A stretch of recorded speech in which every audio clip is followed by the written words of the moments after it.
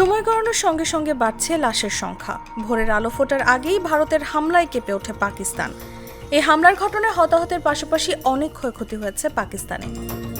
সংবাদ সম্মেলনে সেসব হামলার ক্ষয়ক্ষতির পরিসংখ্যান উপস্থাপন করেছেন পাকিস্তানের আন্তঃবাহিনী জনসংযোগ পরিদপ্তরের মহাপরিচালক আহমেদ শরীফ চৌধুরী। তিনি জানান, বাহাওয়ালপুরের আহমেদপুর ইস্ট শহরে হামলায় 13 জন নিহত হয়েছেন। তাদের মধ্যে 2টি 3 বছরের শিশু, 7 জন নারী ও 4 জন পুরুষ। এছাড়া 37 জন আহত হয়েছেন। তাদের মধ্যে 28 জন পুরুষ ও 9 জন নারী। মুজফ্ফরাবাদে ক্ষয়ক্ষতির হিসাব দিতে গিয়ে আইএসপিআর এর মহাপরিচালক বলেন, সেখানকার বিলাল মসজিদকে হামলার লক্ষ্যবস্তু করা হয়েছে। এই হামলায় 3 জন নিহত হয়েছেন। এছাড়া এক কিশোর ও এক কিশোরী আহত হয়েছেন।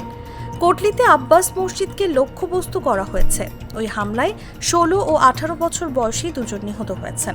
এছাড়া হামলায় এক নারী ও তার মেয়ে আহত হয়েছেন।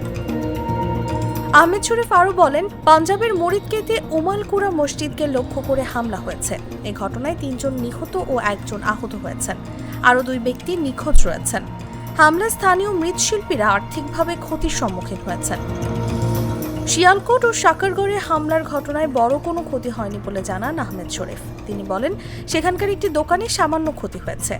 সেনাবাহিনীর মুখপাত্র আরও বলেন, নিয়ন্ত্রণ রেখা বরাবর ভারতীয় সেনাবাহিনীর ছোড়া গুলিতে 5 জন বেসামরিক নাগরিক নিহত হয়েছেন।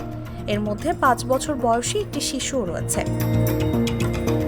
এর আগে ভোর 4টার দিকে করা এক সংবাদ সম্মেলনে আহমেদ শরীফ ভারতের এই হামলাকে বিনা উস্কানিতে চালানো ভীতু সুলভ হামলা বলে উল্লেখ করেন।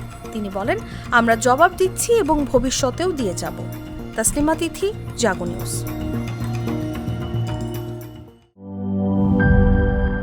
বান্ডেল থাকলে প্রতি সেনমানিতে টাকা বাঁচবে। বিকাশ সেনমানি বান্ডিল কিনে জিতুন প্রতি লেনদেনে।